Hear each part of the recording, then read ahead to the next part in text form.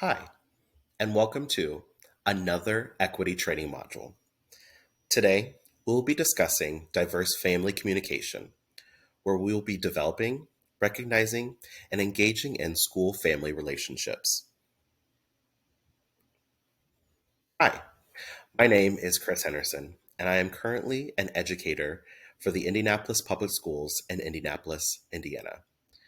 And part of my mission is building relationships with empathy so they can be at the forefront of all of our efforts here in our school community. I feel that valuing all families' backgrounds and lived experiences will create a welcoming and authentic environment.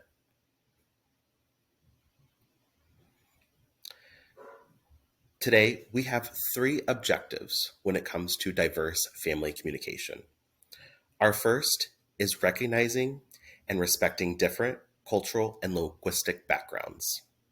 Second, we'll be developing communication strategies that are culturally responsive and equitable. And lastly, we'll be engaging in ongoing self reflection and evaluation of communication practices.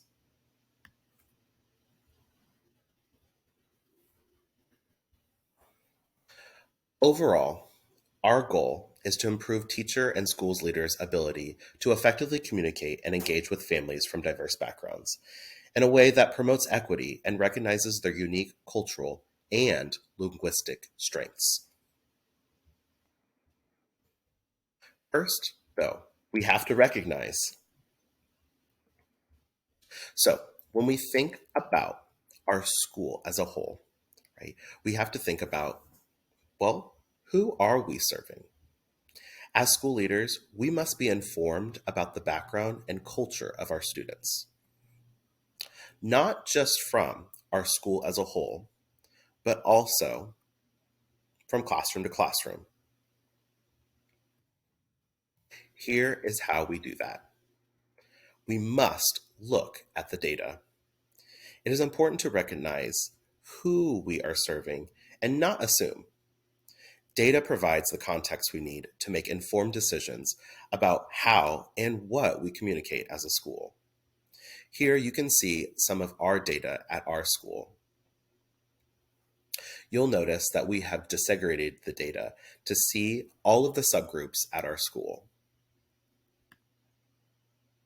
It is important to look at this data to know who we are serving at our school.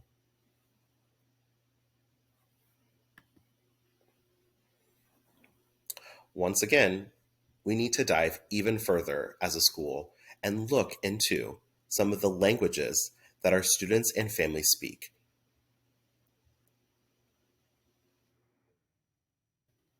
And you guessed it, more data. We need to dive even further into our other special populations to see how we can communicate with the students and families that are around us. If you do have questions about where to find more data, here are some helpful sources for you to look into. You can always ask your administrator about your class's specific demographic data. You can send out anonymous family surveys about languages, culture, and communication. And you can also look at your statewide databases to see a bigger and broader picture of who you are serving at school.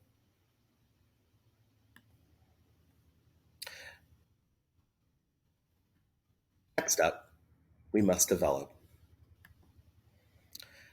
Here is how we will be developing diverse communication within our school. Communication, on its whole, is more than just pushing out information.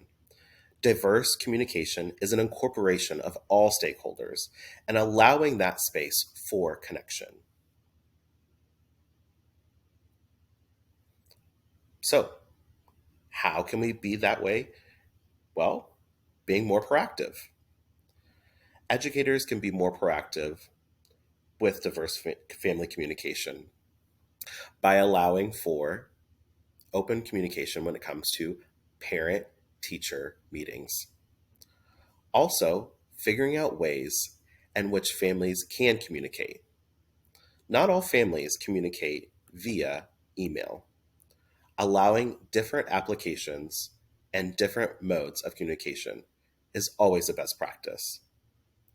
And when it comes to families who may speak a different language than their own, advocating for and creating opportunities for translators is always a best practice as well.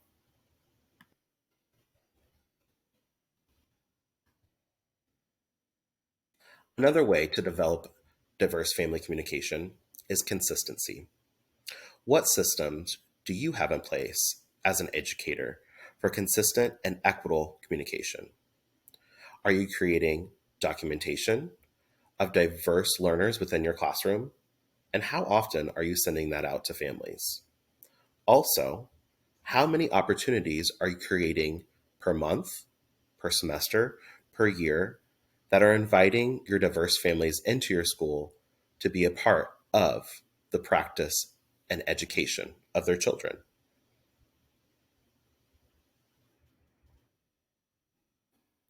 Last but not least, responsiveness is also a key when it comes to diverse family communication. Here, you will see a sample email from a parent. Pause to read. After reading, think about how you might respond to this message. Will it be one with context? Will it be one with professionalism? And most importantly, will it be one that values children and sees them as whole so that way they can progress in their education?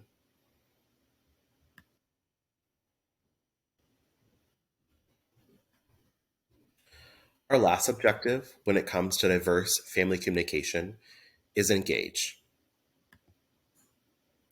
How are we engaging families? Family engagement and communication is possible with relationships, opportunities, and an asset based lens. So, how do we engage with diverse families? Well, one comes with self reflection, thinking about how you are doing as an educator when it comes to family communication. It is always a great idea to self reflect and even check in with a colleague or teammate about troubleshooting when it comes to communication. Next is tracking. What systems do you have in place to track family communication? Is it parent logs? Is it a sheet that you have to write down all of your communication with families and looking for the holes in which the families you have not contacted, that you have not yet created positive relationships with? And of course, lastly, incorporation. How are you incorporating families equitably into classroom activities and projects? Thinking about how to incorporate families into the process of learning will only lead to student success. Last but not least, I would like to leave you with a quote by the famous Dr. Maya Angelou. Do the best you can until you know better. Then, when you know better, do better. Hopefully, with all of the tools and questions we have given you in this presentation, you can now be more equipped to handle diverse family communication.